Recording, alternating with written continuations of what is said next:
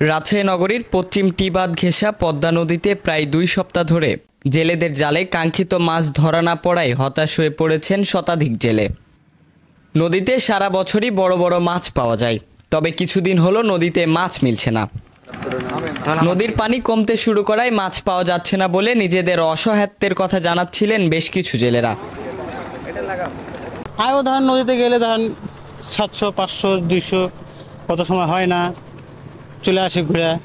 হ্যাঁ, এইভাবে চলি আমরা। না না, আগের মতো মাছ কম, এখন কম মাছ, ঠান্ডাতে মাছ কম।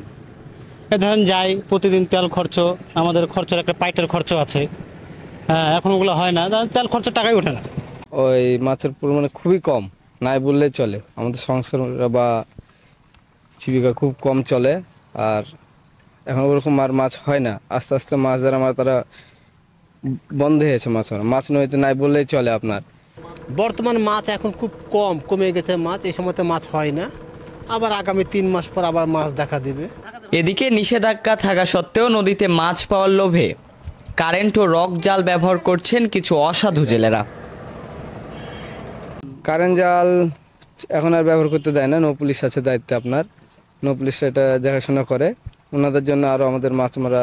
কারেন্ট জাল যেটা আছে, রক জাল, কারেন্ট জাল, ভাষা জাল, অনেক সময় হয়তো জালে যারা জাল দিয়ে মারে, অনেকে আমরা তেল দিয়ে মাছ মারি।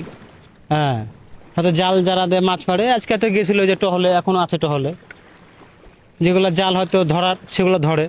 অবৈধ জালের ব্যবহার ঠেকাতে পদ্মা নদীতে নিয়মিত অভিযান পরিচালনা করছেন বলে জানিয়েছেন নৌ পুলিশ।